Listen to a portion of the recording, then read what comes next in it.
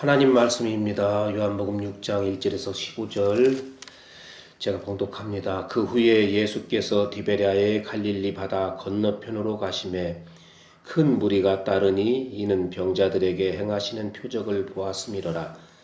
예수께서 산에 오르사 제자들과 함께 거기에 앉으시니 마침 유대인의 명절인 유월절이 가까운지라. 예수께서 눈을 들어 큰 무리가 자기에게로 오는 것을 보시고 빌립에게 이르시되 우리가 어디서 떡을 사서 이 사람들을 먹이겠느냐 하시니 이렇게 말씀하심은 친히 어떻게 하실지를 아시고 빌립을 시험하고자 하심이라. 빌립이 대답하되 각 사람으로 조금씩 받게 할지라도 200데나리온의 떡이 부족하리이다. 제자 중 하나 곧 시몬 베드로의 형제 안드레가 예수께 여짜오되 여기 한 아이가 있어 보리떡 5개와 물고기 2마리를 가지고 있나이다. 그러나 그것이 이 많은 사람에게 얼마나 되겠사옵나이까. 예수께서 이르시되 이 사람들로 앉게 하라 하시니 그곳에 잔디가 많은지라 사람들이 앉으니 수가 5,000명쯤 되더라. 예수께서 떡을 가져 축사하신 후에 앉아있는 자들에게 나눠주시고 물고기도 그렇게 그들의 원대로 주시니라. 그들이 배부른 후에 예수께서 제자에게 이르시되 남은 조각을 거두고 버리는 것이 없게 하라 하시므로 이에 거두니 보리떡 5개로 먹고 남은 조각이 12바구니에 찼더라.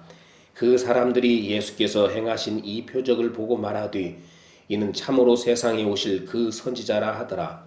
그러므로 예수께서 그들이 와서 자기를 억지로 붙들어 임금으로 삼으려는 줄 아시고 다시 혼자 산으로 떠나가시니라. 아멘. 오늘 말씀 제목은 혼자 산으로 떠나신 예수님 이렇게 정해봤습니다. 이 오병이어의 기적은 그 복음서에서 매우 중요해요. 그렇기 때문에 마태, 마가, 누가, 요한복음 전부 다 나와 있어요. 다른 말씀은 나와 있는 것도 있고 안 나와 있는 것도 이렇게 있지만 요한복음은 전부 나와 있는, 기록되어 있는 중요한 말씀입니다. 어떤 목사님들은 이 본문을 가지고 인생 대박나라는 설교를 하기도 하고 그리고 또한 헌금 기도 때 많이 사용하기도 합니다. 인생에 있어서 오병이어와 같은 축복을 받으라고 하는 등 아니면 기도하면서 이 헌금이 비록 적은 헌금이지만 주님께서 축사하셔서 축복하셔서 오병이어의 기적이 베풀어지는 놀라운 은혜가 있게 해달라고 그런 헌금 기도나 그런 설교를 들어보신 적이 있을 거예요. 그죠? 그러나 이 요한복음에 기록되어 있고 다른 세 복음서, 그러니까 합해서 네 복음서에 다 기록된 이 복음서 오병이어의 기적을 오늘 저는 전부 다 살펴보기는 좀 어렵고 다른 복음서에서 이렇게 기록되었던 공통적인 것들은 빼고 요한복음에서만 말씀하고 있는 것을 중점적으로 살펴보려고 그럽니다. 마태, 마가, 누가복음은 공관복음이라 하고 요한복음은 제4복음서라고도 할 정도로 비슷한 점이 많지만 서로가 다른 점이 많아요. 그렇기 때문에 복음서가 성경의 4권이나 이렇게 포함이 된 겁니다. 각자가 전하는 바에 따른 관점이 다르기 때문에 이렇게 서로가 다른 말씀을 조금씩 하세요. 그러나 틀린 말씀이 아니고 전하고자 하는 의도가 서로 다르기 때문에 그걸 중점적으로 말씀을 전했기 때문에 그렇고 저는 오늘 그 가운데서 우리가 요한복음을 보고 있으니까 요한복음에서 요한 사도가 말하고자 하는 그 부분을 중점적으로 보고자 한다는 것입니다. 먼저 본문을 보게 되면 예수님을 따르는 큰 무리들이 무엇을 보고 왔다고 그러죠? 표적을 보고 왔다고 그래요. 1, 2절을 보면 그 후에 예수께서 디베랴의 갈릴리 바다 건너편으로 가심에 큰 무리가 따르니 이는 병자들에게 행하시는 표적을 보았음이라 그래요. 예수님을 따르는 무리들이요 병자 고치는 걸 보고 많은 무리들이 따랐다는 거예요. 그런데 이 표적을 표적으로 보아야 하는데 표적의 겉모양만 보고 따르는 사람들입니다. 그러니까 표적이라는 것은 예수께서 그리스도 하나님 아들이심을 믿게 하고 또 믿어 영생을 얻게 하려는 것이라고 그랬죠.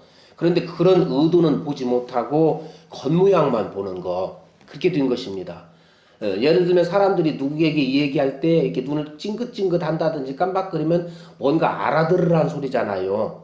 그런데 그건 모르고 엉뚱한 소리만 하는 거예요. 그건 못 알아듣고 왜 그래? 눈에 뭐 들어갔어? 왜 눈을 깜빡거려 한다든지 꼭 그러고 있다는 거예요. 예수님 따르는 사람들이. 병자를 고치심은 표적이잖아요. 표적은 곧 예수께서 하나님 아들이심과 그를 믿어 생명을 얻게 하려는 것이라고 분명히 말씀드렸죠. 여러분들 이걸 아셔야지 돼. 귀에 정말 딱지가 앉을 정도로 이거 기억해야지 됩니다. 지금도 그래서 사람들이 신자들이라고 하면서 표정만 바라보고 있는 사람들이 많아요. 어떤 능력만. 그렇기 때문에 표적의 겉모양을 보고 따라온 사람들이라는 것을 2절에 이렇게 말씀하고 있고, 이때는 언제냐면 6월절이 가까운 때예요. 4절에 나와 있는데 3절부터 보면 예수께서 산에 오르사 제자들과 함께 거기 앉으시니 마침 유대인의 명절인 6월절이 가까운지라 그랬어요. 오병이어의 기적이 네 복음서에 다 나와 있지만 6월절 만찬은 세 복음서 공간복음에만 나와 있고 요한복음에는 안 나와 있어요. 이 6월절이 가까운지다라고 의도적으로 이렇게 말씀을 기록하고 있는 것은 이 오병이어의 기적이 요한복음에서는 최후의 만찬 아시죠? 12명의 제자들에게 떡을 떼어주시고 그리고 포도주를 주시면서 이거는 내 살이니 먹어라 그랬고, 그 포도주를 주시면서 이는 내 살이니 마시라, 그런 최후의 만찬의 그 말씀, 그거를 요한복음에서는 오병이어의 기적으로 대치하고 있어요. 6장 전체가 그 내용이에요. 최후의 만찬과 동일한 그런 어투도 많이 있고 그걸 의도적으로 이렇게 흐름이 되어 있습니다.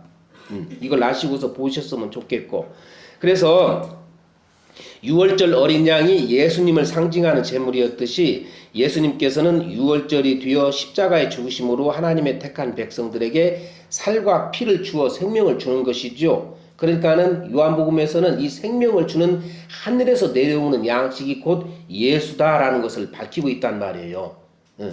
최후의 만찬에서와 동일한 맥락이 이렇게 나오고 있다는 것입니다.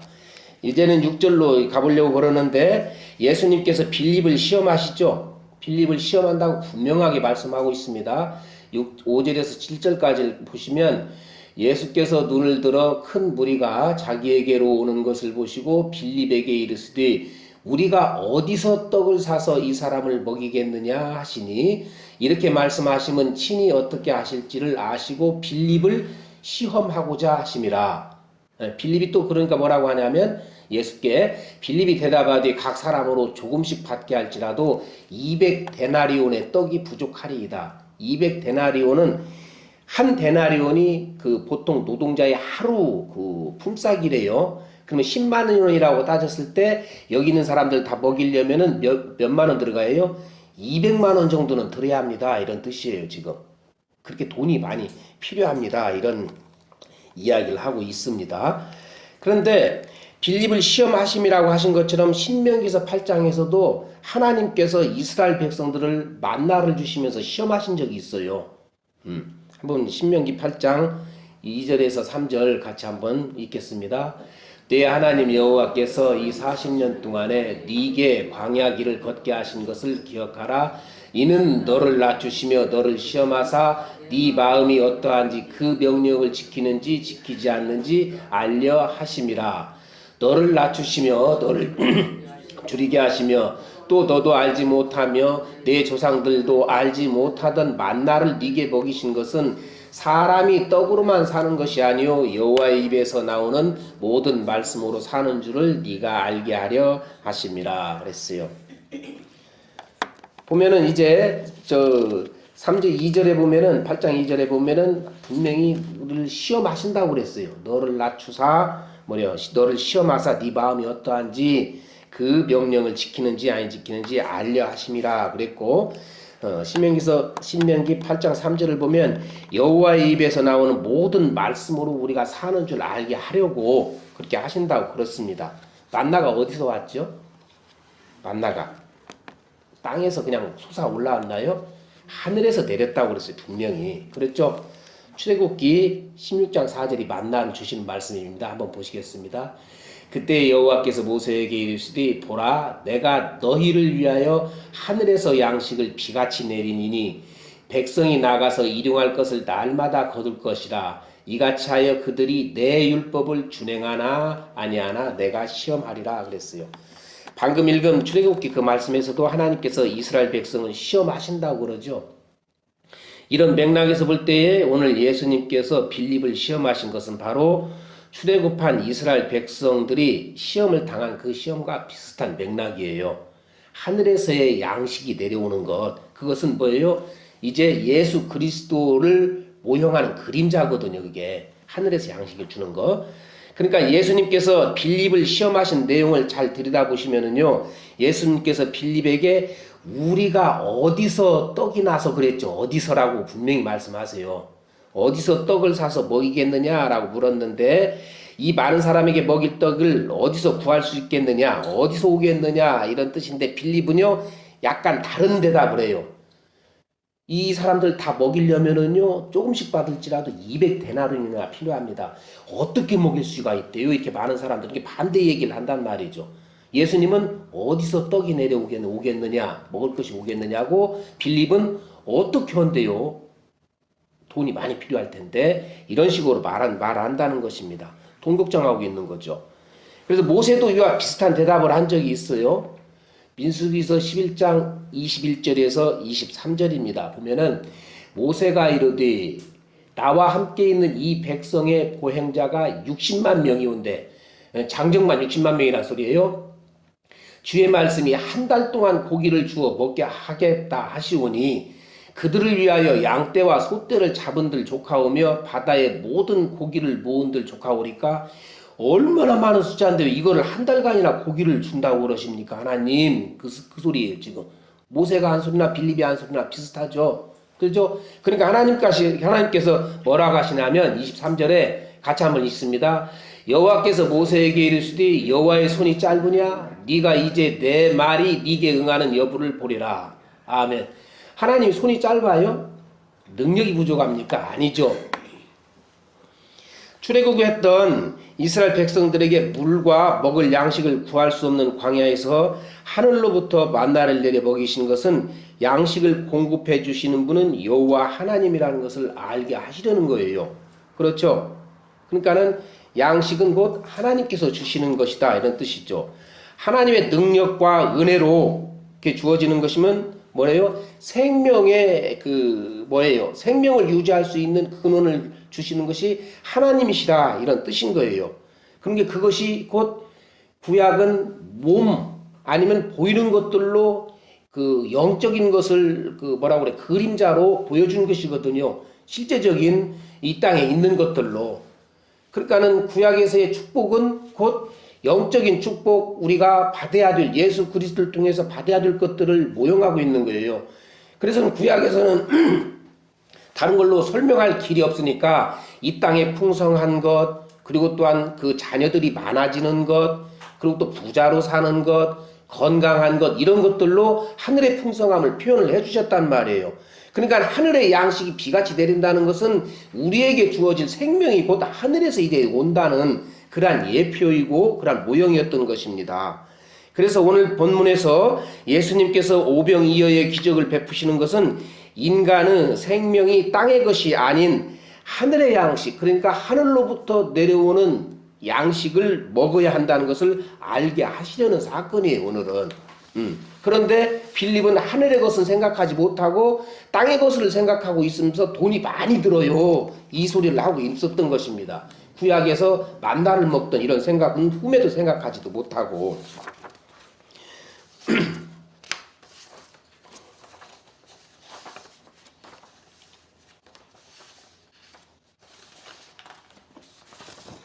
설교 한 장이 어디로 빠져나갔어요? 이거 걱정되네 이제. 그렇죠. 완전 망치는데. 여하튼 간에 이러한 상황에 있어서 빌립이 그렇게 하고 있었던 것은 구약은 전혀 이해를 하지도 못하고 예수님에 대해서도 인지하지도 못하고 그러한 상황이고, 이런 상황은 빌립이 전체적인 누구를 상징하고 있느냐면은 믿는 사람들 교회를 상징하고 있고 유대인을 대표하고 있는 거예요. 그러니까 유대인들은 그때 당시에 오늘 말씀을 보게 되면 표적 그것만 보고 겉모양만 보고 따라왔다고 그랬죠. 예수님을 무얼로 보고 병 고치는 이, 많이 주는 이, 그리고 또한 그가 또 기적까지 일으키니까 그를 따르기만 하면 이제는 무엇이든 만족할 수 있을 것이다 라는 것을 그들이 가지고 왔다는 것입니다. 그렇기 때문에 지금 오늘 말씀을 보는 우리들에게 있어서도 이거는 배제를 해야지 돼요. 예수님은 표적을 일으켜서 기적을 일으켜서 우리의 삶을 인도하시는 분, 오병이어의 기적 일으키시는 분, 이런 거를 빼야 된다는 거예요. 그래서 다음 말씀을 좀 보게 되면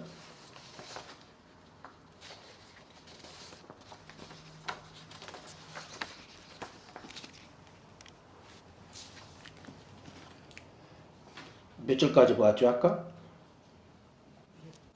6절까지? 그랬죠. 이제 그 말씀 이후에 여하튼지간에 그러한 그 누구예요?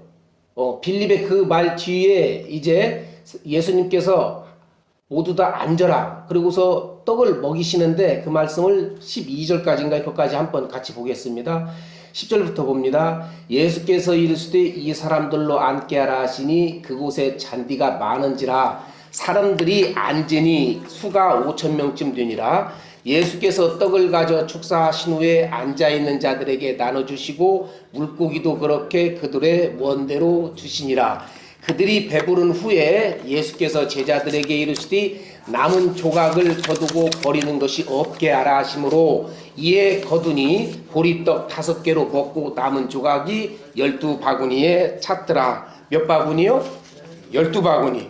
12바구니 찼다는 것은 그만큼 예수님께서 베푸신 은혜가 풍성하다는 거예요.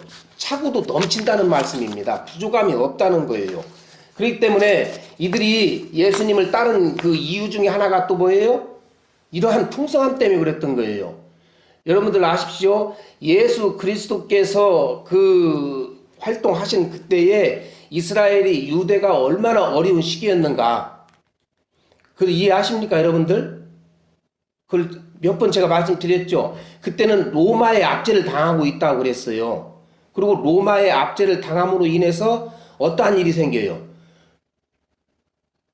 친로마 성향을 가진 사람들은 그래도 먹고 살만하지만 그거에 따르지 못하는 이들은 먹고 살기도 어렵고요. 또한 그들 기득권층들이 백성들을 몹시 핍박하고 못 살게 굴게 되어 있어요. 자기들 유익을 거두려고.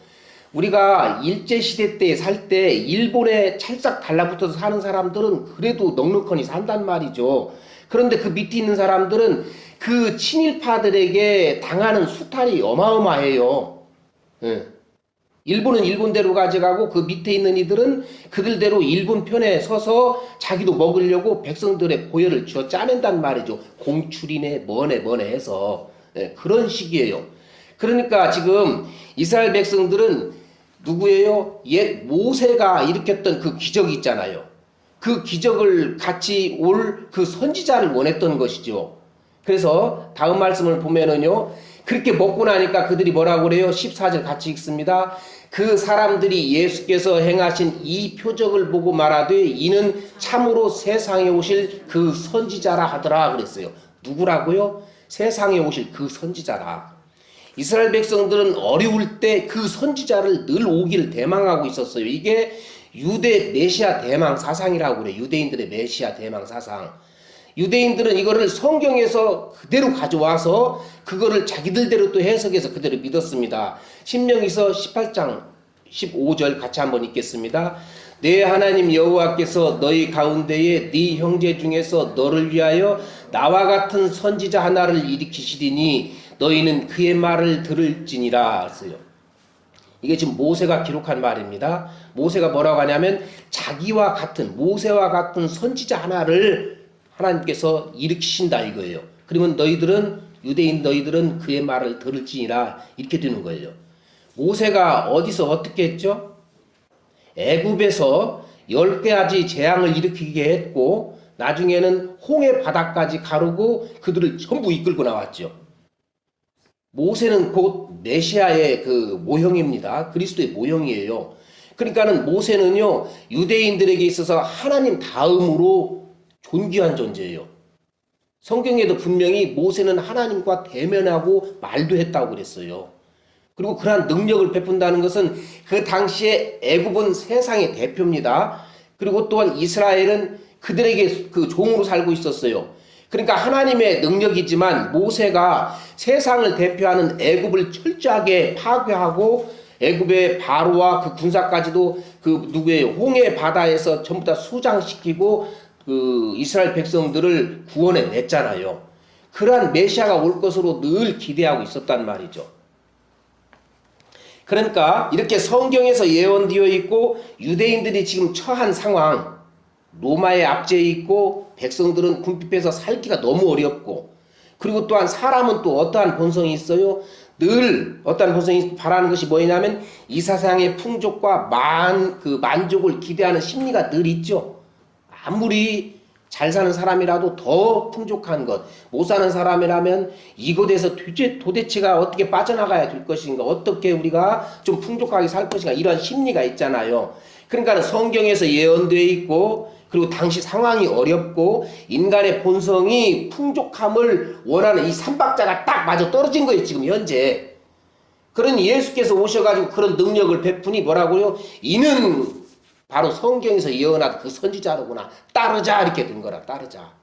이 사람만 따라가면 어떻게 된다고요? 만족함이 있고, 가난한 자도 없고, 이제는 고생 끝 행복 시작이다, 이렇게 되는 것입니다. 예수를 그렇게 따랐다는 거예요. 그래서 예수께서 이스라엘 수도 예루살렘에 나귀를 타고 입성하실 때가 있죠. 예. 그날이 그 절기로 따지면 오늘이에요. 종려주일. 종려나무가지를 깔고 그들이 자기 겉옷을 그 길에 펴고서 호산나 호산나 외쳤잖아요. 구원하소서 다윗의 자손이여 하고. 그렇게 외쳤어요, 안 외쳤어요? 그렇게 외쳤어요. 왜? 예루살렘으로 이제 예수가 들어가는 거 보니까 이제는 이 어려운 세상을 혁명적으로 바꿔서 어떻게 한다고요? 예수가 왕이 되면 우리는 이제 고생 끝 행복 시작이다. 그러니 구원하소서, 왕이시여 우리를 구원하소서라고 외쳤던 거예요. 제자들은 예수께서 그 길에 가는 길에 뭐라고 그랬죠? 야고보와 요한의 어머니가 당신께서 그 나라에 들어가시 그 나라를 세우시거든 내 아들을 하나는 우측에 하나는 좌측에 세워주세요 라고 청탁까지 했잖아요. 그렇게 될 줄 알고. 그런데 어떻게 했어요? 예수께서 그렇게 됐습니까? 십자가에 죽으시죠. 예. 그때 어떻게 했어요? 사람들이 호산나 호산나 외치던 사람들이 바라바를 내놔라. 차라리 바라바를 살리고 누구를 죽여라? 예수는 죽여라, 이거예요. 바꾸치기 한 겁니다. 생명을 바꾸치기 한 거예요. 왜 그렇게 바꾸치기를 했냐면은 보세요. 바라바는 그 역사 정황이나 그러면 그 요세푸스나 다른 이들이 해석해 놓은 걸 보면은 바라바는 혁명가였어요. 민중 봉기가였단 말이죠. 우리식으로 따지면은 어떻게 되냐면은 일제에 앞서서 한글을 냈던 독립투사와 같은 존재예요. 그냥 강도가 아닙니다. 어디 가서 괜히 살이나 저지르고 못된 짓만 하는 그런 강도가 아니고 독립투사적으로 일했던 사람이란 말이에요. 그러니까 보세요. 유대인들이 처음에는 자기들을 예수께서 먹여 살리고 로마의 압제에서 풀어주시고 사회적, 정치적, 경제적으로 모든 걸 해결해 줄 줄 알았어요. 사회의 정의가 무너났다니까요. 로마에 앞장서서 살던 사람들은 떵떵거리고 살고 나머지 가난한 사람들은 갈수록 가난해지고 사회 정의도 무너났죠. 경제적으로, 사회적으로, 군사적으로, 정치적으로 완전히 무너난 거예요. 이 상태에서 혁명을 일으키고 구원해 줄 줄 알았어요. 그런데 예수는 아니더란 말이에요. 너희들에게 그런 생명 주러 온 것이 아니고 나는 하늘의 생명 주러 왔다, 이거죠. 그런데 바라바는 뭐 했던 사람이에요? 독립투사라니까요. 바라바는 그때 시대를 뭐라고요? 혁명으로서 이끌어서 독립을 해보려고 싸우다가 잡힌 사람이에요. 살인과 밀란을 일으켜가지고. 그러니까는 바라바는 살려야지 되고 예수는 어떻게 해야 돼요? 죽여야지 돼. 그러니까 그들이 어떻게 돼서 자기 필요가 없으니까 예수는 죽이고 저 강도를 살리시오. 저 주인을 살리시오. 이렇게 된 거. 바꾸치기 해버린 거라 그게 됐다는 말입니다. 그러니까는 힘없는 예수, 이 세상에서 힘주지 않을 것 같은 예수는 필요 없으니까 죽이고 힘이 되는 차라리 저 강도를 살리자, 이렇게 된 것입니다. 그래서 눈에 보이지 않는 영생 같은 것은 필요 없다는 거예요. 영생 눈에 보입니까? 안 보입니까? 안 보여요. 만나는 눈에 보여도요, 하늘에서 내려온 양식은 안 보였던 거예요. 그래서 이 땅에서 필요한 것 달라는 것이죠. 이런 이유로 예수님을 자신의 문제 해결해줄 왕으로 삼으려 했던 것이에요. 그러나 예수께서는 그 의중을 알아요, 몰라요? 알죠. 아시니까는 15절을 보면 이렇게 말씀하십니다. 같이 한번 읽읍시다. 그러므로 예수께서 그들이 와서 자기를 억지로 붙들어 임금으로 삼으려는 줄 아시고 다시 혼자 산으로 떠나가시니라. 예수께서는 이 세상 힘으로 고난에서 건져달라는 이들을 외면하신 거예요. 피해버리신 것입니다. 나는 세상 힘 주려고 온 것이 아니라 하늘의 생명 주려고 온 것이라는 것을 저들을 피해버리는 것, 외면하심으로 인해서 표현을 하신 거예요. 그 표현을. 그런데 지금 오늘 본문에는 예수님께서 저들을 외면한 것 같은데 나중에는 저들이 예수님을 버렸죠. 나중에 예수님 버렸잖아요. 그런 거 안 준다고 하니까. 원하는 떡 안 주니까 예수를 버린 거예요. 호산나 호산나 외치던 자들이 바라바를 살려라 바라바를 살려라 하듯이 지금 현재도 그런 일이 이 교회에 비일비재하게 있다는 것입니다. 예수님께서 저들을 외면하신 것 같은데 나중에 저들이 예수님을 버렸다는 것은 보십시오. 지금 현재 이 교회에 믿는 사람들이 많을까요? 믿지 않는 사람들이 많을까요? 그건 잘 몰라요. 그렇지만 믿지 않는 사람, 믿는 사람 섞여 있죠. 가라지의 비율을 보면 알아요. 그렇죠? 가라지의 비율을 보면 그들은 어떻게 돼요? 예수께서 무엇을 줄 것으로 여기고 교회에 와 있어요. 자기들이 마치 믿는 줄 알고. 그런데 그들이 나중에 결정적인 때는 어떻게 합니까? 떠나버려요. 이 말씀을 왜 들으냐면은 그들이 그런 상황이 됐을 때 가라지로 와 있던 이들이 결정적인 순간에 자기들이 교회를 떠나고 예수를 떠나는 것 같으나 예수께서 그들을 놔버리는 걸 외면하는 것이에요. 사실은 보면은 구약 이스라엘 백성들이 왜 망했죠? 자기들이 망할 짓을 해서 망했나요? 그건 원론적으로 맞는 말씀입니다. 어떻게 망할 짓을 했느냐면은 그들이 하나님을 버렸어요. 그러니까 하나님께서 깨닫게 하시려고 이스라엘 백성들을 망하게 버리십니다. 그런데 이스라엘 백성들이요 사실은 하나님을 버린 적이 한 번도 없어요. 따지고 보면 유형상으로 보면 왜냐하면 그들은 늘 하나님께 제사하러 갔고 하나님을 섬겼어요. 그런데 단 무엇이 있었냐면 하나님도 섬기고 다른 우상도 섬기고 이렇게 된 거예요. 그것을 가지고 하나님께서는 너희가 나를 버렸다 그런 거예요. 예화가 참 부적절한데 그 구약에서는 그거를 간음이라고 그러죠. 아내 하나가 다른 남자 따라가는 거 간음이라고 그래요. 이건 사실인지 어쩐지 들은 얘기지만 어떤 여인네가 있었는데 나이 좀 앵같이 지긋이 먹은 여인네가 있었는데 남편이 중풍으로 쓰러진 지가 오래됐대요. 그러니까는 한 지붕에 아래에 다른 남자 하나를 또 들인 거예요. 잠자리는 다른 남자하고 하고 밥을 지어주기는 본 남편 중풍 걸린 남편에게도 하기도 하고 그러면은 그 여자가 두 남자를 데리고 사는 거죠. 그러면은 버린 거잖아요. 본 남편. 하나님께서는 그거를 네가 나를 버렸다. 버렸다.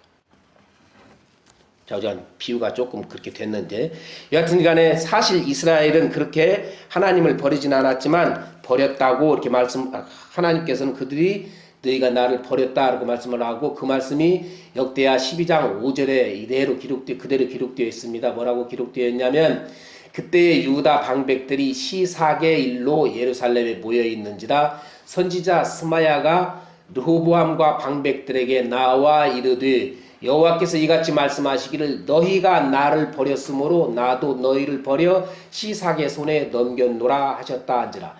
여기서 나온 시삭이라는 사람은 애굽 왕 이름이에요. 우리식으로 따지면은요 애굽은 저 일본 쪽에 있는 것과 비슷하고 그리고 또한 아수르나 바벨론은 저 중국 쪽에 있는 거와 비슷해요.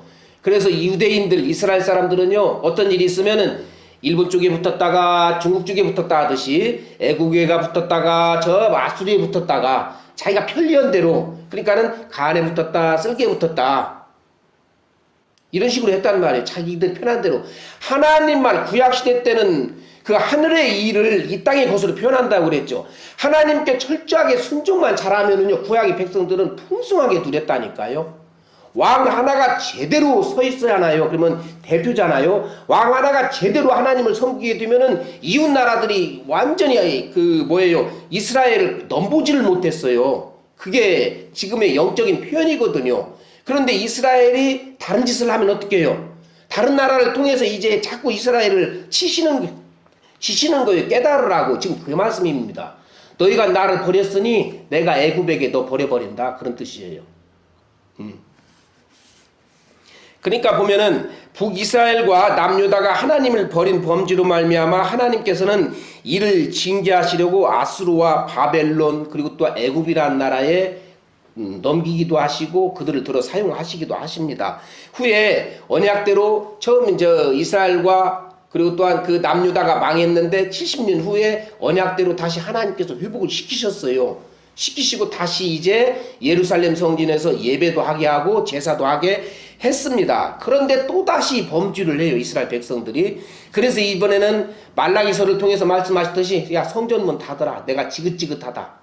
그렇게 예언하시고 말씀을 주신 다음에 예수님 오시기까지 400년 동안이나 하나님이 이스라엘 백성에게 한마디도 안 하세요. 그리고 나서 예수님께서 그때 오신 거예요. 세례 요한이 예수께서 오신 것을 미리 사역을 광야에서 선포를 하고, 그때까지 400년 동안 한 번도 하나님 안 나타나셨다니까요. 그런데 이제 하나님께서 직접 아들 예수를 보내셔갖고 독생자 예수께서 오셔서 선포를 하니까 뭐라고 그래요? 믿어요? 안 믿어요, 이 유대인들도. 그러니까는 유대인들이 하늘의 생명을 주려고 오신 예수님을 메시아 그리스도로 영접하는 것이 아니라 세상의 고난을 해결해 줄 육적인 메시아로만 여기 있으니 예수님께서 외면하시고 지금 산으로 가버리신 거라고요. 정리를 해보면은요, 적용도 해보고, 우리나라 교회가 부흥이라고 저는 표현을 잘 안 하는데 그냥 부흥이라고 합시다. 부흥기가 있었어요. 숫자적으로도. 그리고 교회가 열심히 부쩍부쩍 할 때가 있었죠. 그때 벌써 이제 시간이 많이 지났습니다. 80년대가 가장 한국 교회가 부쩍부쩍 하던 때라고 지금 역사로 이렇게 나오고 있어요. 그러나 지금은 이 나라의 교회가 상당히 위축되어 있죠. 농어촌 교회는 노인들만 약간의 수가 남아서 예배하고 그래서 언제 문 닫을지 모르는 위기 상황이라 이겁니다.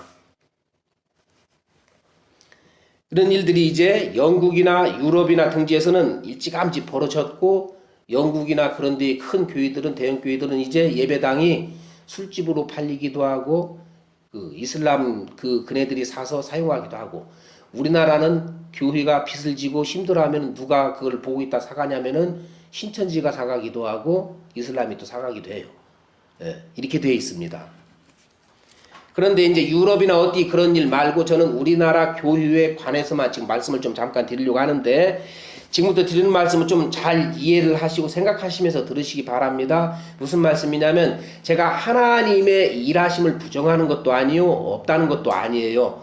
그런 걸 부정하는 그런 말씀을 드리는 것이 아니고, 또 한 가지는 교회의 숫자적 부흥이나 이런 일들이 하나님께서 일하시지 않아도 인간의 힘으로도 얼마든지 할 수 있더라는 것을 가지고 지금 말씀을 드리려고 그러는 것입니다. 그러니까 이해 잘 하시고 들어야 하시대요. 무슨 말씀이냐면, 우리나라 교회가 한참 성장을 하게 된 시기가요, 어떠한 시기냐면은 잘 살아보세를 외쳤을 때예요. 새마을 운동할 때 그 이후에. 그러니까는 사람들이 먹고 살 것도 힘들고 정치적으로도 불안하고 사회적으로도 불안할 때, 그때에 한국 교회가 부흥을 해요. 소위 7, 80년대까지 교회가 참 많이 왕성했던 시기가 있습니다. 이때는요, 천막이든지 운막이든지 십자가만 세워놓고 정말 목회자하고 사모님이 둘이 아무것도 없이 무릎 꿇고 기도만 하면 그래도 사람들이 오더라 하는 그런 간증이 많이 있었을 때예요. 그때는 먹고 살길 힘들던 이 시대에 사람들의 종교적 열심이라는 것과 그리고 또한 잘 살아라 모세를 외치는 그런 살고 싶어하는 그런 열심이 맞물려 갖고 교회를 성장시킨 거예요. 이것 때문에 제가 하나님께서 일하심이라든가 이런 것이 아니라는 것을 부인하는 건 아니라고 지금 말씀을 미리 드렸던 것입니다.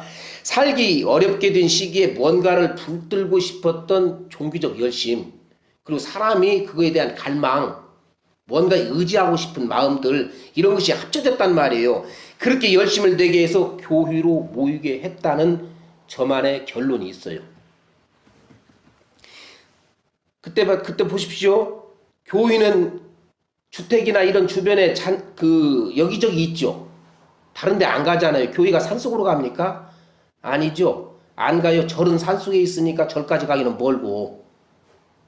천주교는 예전이라는 것, 예배 형식에 중점을 두고 있으니까 별로 흥미가 없고, 사람들을 자꾸 다독거려주고 얘기도 해주고 뭔가를 심리적으로 심어줘야 되는데 그걸 못했어요. 근데 교회가 했단 말이에요. 부흥이라는 걸 가끔 했고요. 예전에. 그리고 또한 신유 집회라는 것도 가끔 했고요. 그렇게 되면 사람들 병 나으러 가자 이런 것도 하고 그랬잖아요. 그때는 교회가 내 교회 네 교회도 없이 어디서 한다면은 막 물려도 다녔단 말이에요. 거기다가 교회에서 참 설교도 열심을 내십시오. 하나님께 기도하면 주십니다. 오병이어의 기적을 베풀어 주십니다. 이러한 설교를 하니 사람들 마음이 흡족했겠죠. 그러니까 사람들이 그때 많이 몰려든 것이 또한 사실이란 말이에요. 예. 자기들 열심 가지고. 그러니까 그때는 교인들이 어린 애들부터 또 연세들을 놓으신 노인까지 고르게 이렇게 분포가 되어 있었어요. 고르게 노인도 많고 학생들도 많고 아이들도 많고. 그래서 저희 시골교회 그 교회에도 저희가 고등학교 다닐 때 그때쯤 해갖고는요, 중고등부 숫자가 수십 명이었어요. 그 작은 시골교회가. 어른들보다도 더 많고, 그런 때가 있었단 말입니다. 그때는 그러니까 농촌이든 어촌이든 어디든지 간에 주일학교가 없는 교회가 거의 없을 정도로. 그런데 요즘은 어때요?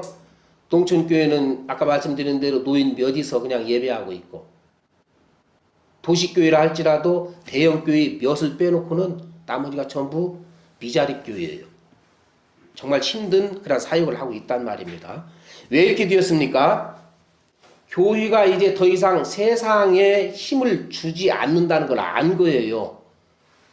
나머지 남아있는 사람들은 로또 복권이 나한테도 한번 맞겠지라고 하는 그런 심정으로 있는지는 어쩐지는 모르겠지만, 그렇게 교인의 수가 줄어들기 시작한 때와, 잘 들으세요, 교인의 수가 그렇게 줄어들기 시작한 때와 이 나라가 잘 살게 된 시기와 딱 맞물려요. 이 나라가 잘 살게 된 그때부터 교인의 수가 점점점 빠져나갑니다. 교회에서 이제 더 이상 만족 얻을 필요가 없다는 거예요. 다른 데에서 만족 얻을 필요성을 느낀 거예요, 그들이. 그러니까는 교회가 부흥할 때는, 나라가 못 살 때, 뭔가 열심을 가지고 할 때, 뭔가 의지하고 싶을 때에 교회가 부흥했는가 싶더니 교회가 점점점 줄어든 그 교회가 새가 점점점 위축된 그 시기는 이 나라가 잘 살던 때하고 딱 맞아 떨어지더란 말이에요. 어떠한 이런 예화가 있습니다. 병에 걸린 사람에게 전도를 했대요. 당신 교회 가서 기도하고 예배하고 해봐라. 분명히 하나님께 낫게 해주신다. 그래서 그 사람이 나으려고 정말 열심히 기도도 하고 예배도 참석하고 이런저런 거 다 해봤겠죠. 나으려고 하다 보니까. 그런데 이 사람이 어떻게 됐어요? 진짜 나았대요. 나으니까는 어디로 갈게요? 교회를 안 오더래요. 왜 안 오냐 물어봤더니 병 나았는데 이제 뭐하러 또 가냐고 그러더라고요. 이제 자기 목적 쟁취했다는 것이죠. 이런 현상들은 마치 사람들이 교회를 떠나고 믿음에서 떠나는 것 같지만, 그렇게 사람들이 떠나는 것 같지만 하나님께서 그를 외면하시는 거예요. 그게 오늘 그 말씀 드리려고 여기까지 끌고 온 것입니다. 하나님의 택한 백성들은 고난과 환난 가운데서도 믿음을 지키는 것 같이 믿음을 지키죠. 하나님께서 지켜주시니까. 그런데 유면당한 이들은 언제든지 또 교회를 떠나는데 하나님께서 놔버리시니까 그러는 거예요. 이것이 위견상으로는 사람이 떠나는 것 같지만 예수님께서 그들을 유면하신 것, 떠나신 것, 버리신 것이 되는 것입니다. 지금 교회가 예수 그리스도를 원해요? 바라바를 원하고 있어요? 예수 그리스도를 원하고 있어요? 참교회죠. 그러나 바라바를 원하고 있는 교회도 많아요. 자기들이 원하는 것 해줄 수 있는 그러한 일을 원하는 교회가 많이 있다는 것입니다. 앞으로요 우리나라 교회가 우리 시대, 그러니까 여기 계신 분들, 연세 많이 드신 분도 계지만 저로 기준으로 봤을 때 10년이든 15년이든 20년이든 우리 시대가 막 내릴 때쯤 되면은요 대한민국 교회는 반토막이 날 수도 있어요.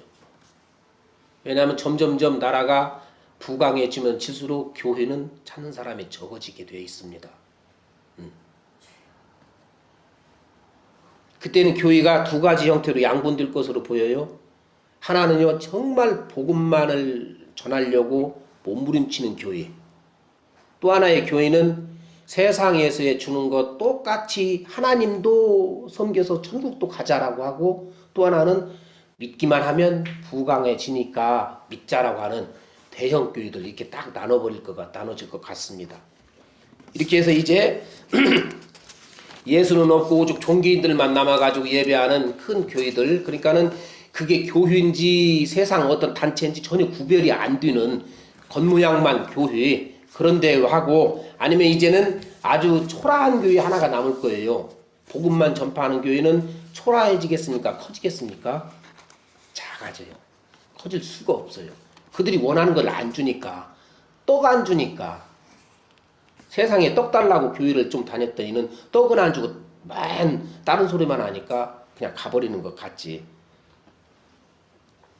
이런 일은요 벌써 시작되었고 이제 앞으로 더 극성을 부릴 거예요. 이미 시작돼 있어요. 그래서 미리 말씀드렸습니다.